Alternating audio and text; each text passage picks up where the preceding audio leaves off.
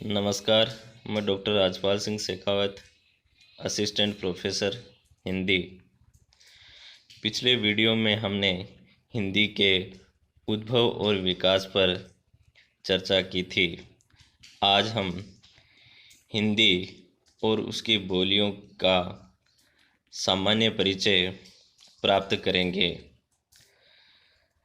इसके अंतर्गत हम ये देखेंगे कि कौन सी बोली भारत के किस राज्य क्षेत्र में बोली जाती है और उसके आसपास कौन सी बोली बोली जाती है, उसमें साहित्य की क्या स्थिति है, यानी केवल लोक साहित्य ही मिलता है या शिष्ट साहित्य ही मिलता है, उसके प्रमुख कवि कौन कौन से हैं, इसके अलावा वह कौन सी उपभाषा से निकली है। इन सभी बिंदुओं पर आज हम चर्चा करेंगे। सबसे पहले बात करते हैं हिंदी के क्षेत्र की। जैसा कि आप जानते हैं, मोटे तौर पर लगभग पूरे उत्तरी भारत में हिंदी बोली जाती है, लेकिन मुख्य रूप से यह हिमाचल प्रदेश, हरियाणा, राजस्थान, दिल्ली, उत्तर प्रदेश, उत्तराखंड, मध्य प्रदेश, छत्तीसगढ़, बिहार तथा झारखंड में बोली जाती है। इस तरह भारत के ये 10 राज्य हिंदी क्षेत्र के नाम से जाने जाते हैं। हिंदी की 5 उपभाषाएं तथा 17 बोलियां हैं। हिंदी की 5 उपभाषाएं पश्चिमी हिंदी, पूर्वी हिंदी, राजस्थानी, पहाड़ी और बिहारी है। पश्चिमी हिंदी वर्ग के अंतर्गत खड़ी बोली, ब्रजभाषा, हरियाणी, बुंदेली, कन्नौजी आती है। पूर्वी हिंदी के अंतर्गत अवधी, बघेली, छत्तीसगढ़ी आती है। राजस्थानी के अंतर्गत मारवाड़ी, ढूंढाड़ी, मेवाती और मालवी आती है।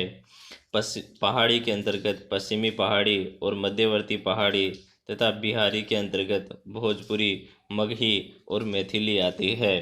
इस तरह हिंदी की 5 उपभाषाएं हुई और 17 बोलियां हुई, और इन 17 बोलियों का सामूहिक नाम ही हिंदी है। खड़ी बोली। खड़ी बोली को वैसे तो हिंदी का मानक रूप स्वीकार किया गया है। साहित्य में, अखबारों में पढ़ाई लिखाई का माध्यम खड़ी बोली ही है, लेकिन यहाँ हम खड़ी बोली का प्रयोग दिल्ली और मेरठ के आसपास की लोक बोली के अर्थ में कर रहे हैं। खड़ी बोली का दूसरा नाम कोरवी भी है और इसका उद्भव शौरसेनी अपभ्रंश के उत्तरी रूप से हुआ है। खड़ी बोली का क्षेत्र उत्तराखंड और दिल्ली का कुछ भाग तथा पश्चिमी उत्तर प्रदेश है। यह देहरादून के मैदानी प्रदेश और दिल्ली के यमुना पार के इलाके, इसके अलावा उत्तर प्रदेश में मुजफ्फरनगर, मेरठ और मुरादाबाद, इनके आसपास बोली जाती है। इस तरह ये पूरा प्रदेश खड़ी बोली का प्रदेश कह सकते हैं। खड़ी बोली में लोक साहित्य पर्याप्त मात्रा में मिलता है। पवाड़ा, नाटक, लोक कथा, लोक गीत की दृष्टि से खड़ी बोली अत्यंत संपन्न है। ब्रज भाषा।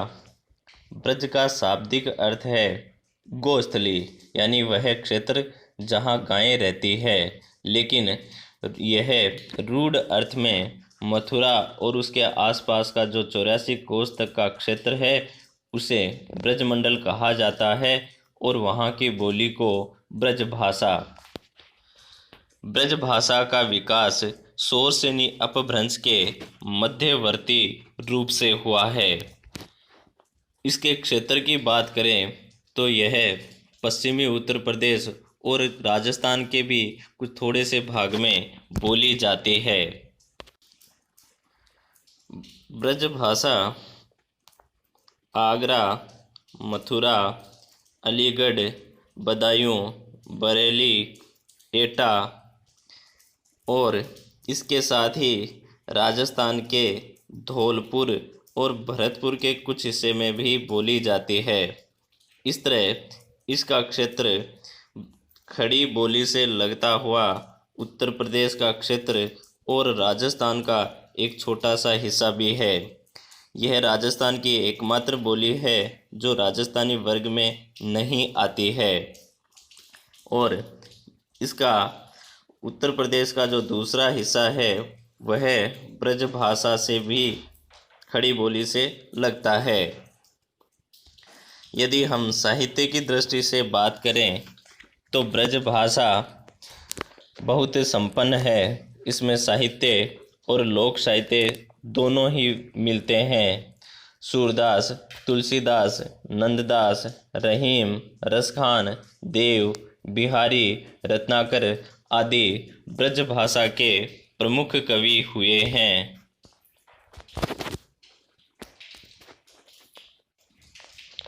हरियाणी, जैसा कि नाम से ही स्पष्ट है, यह हरियाणा राज्य की बोली है। इसका नाम एक दूसरा नाम बांगरू भी है। यह शोरसेनी अपभ्रंश के पश्चिमी रूप से विकसित हुई है।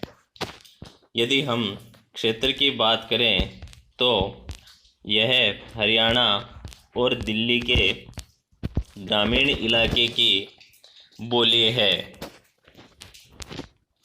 इस तरह ये पूरे हरियाणा राज्य में और साथ ही हरियाणा से सटे हुए दिल्ली की भी बोली है। इसके साथ उत्तर प्रदेश में खड़ी बोली का क्षेत्र लगता है।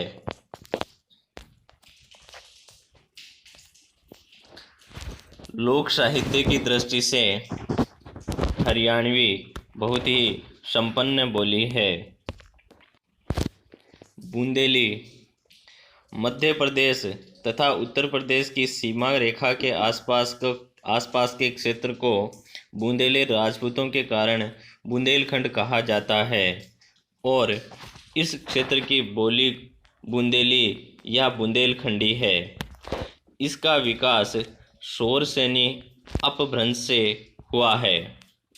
जहाँ तक इसके क्षेत्र की बात करें तो इसका क्षेत्र उत्तर प्रदेश और मध्य प्रदेश की सीमा रेखा के आसपास का क्षेत्र है। यह प्रमुख रूप से झांसी, जालौन, हमीरपुर, ग्वालियर, ओरछा, सागर, नरसिंहपुर, सिवनी, होशंगाबाद, छतरपुर आदि क्षेत्रों में बोली जाती है। इस तरह इसका प्रदेश उत्तर प्रदेश का दक्षिणी हिस्सा और मध्य प्रदेश का बीच का हिस्सा ये बूंदेली का क्षेत्र माना जाता है। इसके ऊपर की तरफ ब्रज भाषा, पश्चिमी तरफ मालवी और पूर्वी और बघेली का क्षेत्र आता है। साहित्य की दृष्टि से बूंदेली में पर्याप्त लोक साहित्य मिलता है। कन्नौजी प्राचीन कान्यकुब्ज अथवा वर्तमान कन्नौज इस बोली के केंद्र में है। कन्नौजी भी शोरसेनी अपभ्रंश से निकली है तथा पश्चिमी हिंदी वर्ग की बोली है। कन्नौजी का क्षेत्र ब्रज भाषा के निकट है, ब्रज भाषा से सटा हुआ है, इसलिए यह ब्रज भाषा के अत्यधिक समान है और यह उत्तर प्रदेश के मध्य भाग यानी लगभग बीच में बोली जाती है। यदि हम इसके क्षेत्र की बात करें, इटावा, फर्रुखाबाद, शाहजहाँपुर, कानपुर, हरदोई, पीलीभीत आदि स्थानों पर बोली जाती है। इस तरह कन्नौजी का क्षेत्र एक और तो बुंदेली से सटा हुआ है और दूसरी तरफ ब्रज भाषा से, और इसके पूर्वी और अवधी भाषा का क्षेत्र है।